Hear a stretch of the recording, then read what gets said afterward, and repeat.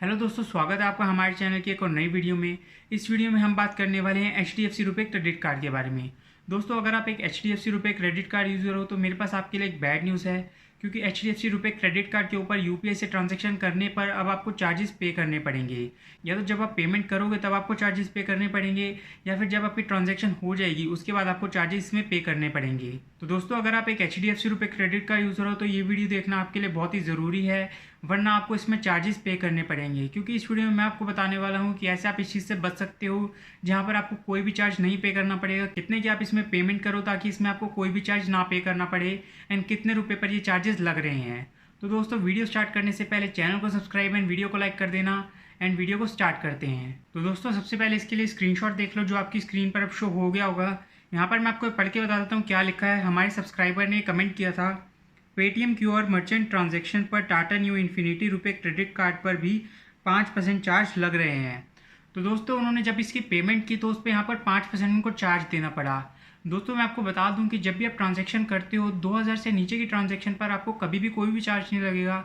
आप मर्चेंट को ट्रांजैक्शन करोगे तो मर्चेंट को भी कोई चार्ज नहीं लगेगा, आप ट्रांजैक्शन करोगे आपको भी कोई चार्ज नहीं पे करना पड़ेगा। लेकिन अगर आप 2000 से ऊपर की ट्रांजैक्शन करते हो तो आपको पता होगा कि मर्चेंट को वहाँ पर चार्जेस पे करने पड़ते हैं। तो दोस्तों, जब इन्होंने यहाँ पर पेमेंट की तो यहाँ पर इनको भी चार्ज पे करना पड़ा। मर्चेंट को तो यहाँ पर चार्ज पे करना पड़ा ही, साथ में इनको भी यहाँ पर चार्जेस पे करने पड़े। तो दोस्तों, अब मैं आपको बताता हूँ ऐसा हुआ क्यों। यहाँ पर ऐसा कभी भी नहीं होता कि कार्ड होल्डर को कभी भी चार्जेस पे करने पड़े, लेकिन इनको ये पे करने पड़े वो भी 5%। तो दोस्तों, ये तब होता है जब आप कभी भी बहुत बड़ी ट्रांजैक्शन कर देते हो। अगर आप 2000 से नीचे की ट्रांजैक्शन करते हो तो ना तो उसमें आपको चार्जेस पे करने पड़ते हैं, ना ही मर्चेंट को चार्ज पे करने पड़ते हैं। लेकिन अगर आप 2000 से ऊपर की ट्रांजैक्शन करते हो तो मर्चेंट को उसमें चार्जेस पे करने पड़ते हैं। एंड अगर आप यहाँ पर 10,000, 20,000, 50,000 की ट्रांजैक्शन करते हो तो उसमें भी आपको चार्जेस पे करने पड़ेंगे। दोस्तों, जब भी आप इतनी बड़ी ट्रांजैक्शन करोगे तो उसमें हमेशा आपको चार्जेस पे करने पड़ेंगे। एंड ये कभी भी छोटे मोटे चार्जेस नहीं होंगे। 5% यहाँ पर बहुत बड़ा चार्ज होता है। एंड इस केस में ना सिर्फ आपको चार्जेस पे करने पड़ेंगे, मर्चेंट को भी चार्जेस पे करने पड़ेंगे। अब दोस्तों, ये इसलिए होता है कि रुपए जो क्रेडिट कार्ड इन्होंने लॉन्च किया है UPI के थ्रू ट्रांजेक्शन करने के लिए, उसमें ये नहीं है कि आप बड़ी बड़ी ट्रांजेक्शन कर सकोगे।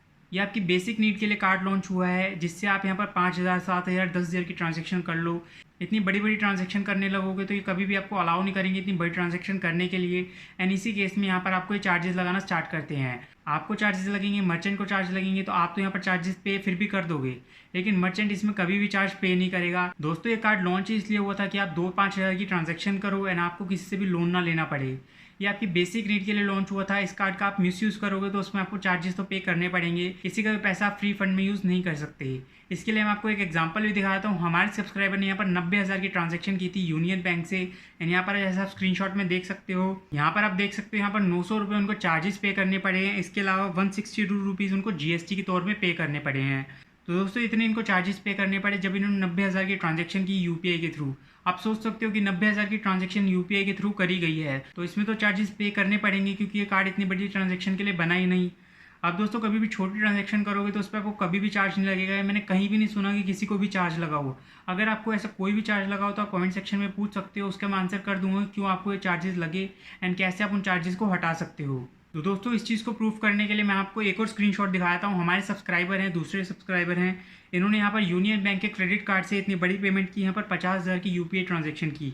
तो इसमें आप देख सकते हो 410 रुपये उनको यहाँ पर चार्जेस पे करने पड़े, एंड इसके अलावा 73 रुपये उनको GST में पे करने पड़े। तो दोस्तों, कभी भी इतनी बड़ी ट्रांजैक्शन करोगे तो इसमें आपको चार्जेस पे करने पड़ेंगे। तो इसके लिए है कि अगर आपको पेमेंट करनी भी है, इतनी बड़ी बड़ी ट्रांजैक्शन करनी है, तो आप उसको डिवाइड करके करो। उसको आप अगर वैसे तो आप छोटी ट्रांजैक्शन ही करो, लेकिन अगर आप बड़ी ट्रांजैक्शन करते भी हो तो उसको आप छोटी छोटी ट्रांजैक्शन में करो। फॉर एग्जांपल, यहाँ पर 5,000 की कर ली, 7,000 की कर ली। अगर आपको इतनी ट्रांजैक्शन करनी है तो उसको आप डिवाइड करके कर सकते हो, एंड उसमें आपको कोई भी चार्ज नहीं पे करने पड़ेंगे। बाकी अगर आप लोगों को भी ऐसे कोई चार्जेस पे करने पड़े हैं तो कमेंट सेक्शन में बता देना। इसके अलावा दोस्तों, आज की वीडियो में इतना ही। अगर आपको वीडियो इन्फॉर्मेशनल लगी हो तो हमारे चैनल को सब्सक्राइब कर लेना एंड इस वीडियो को लाइक कर देना। Thanks for watching.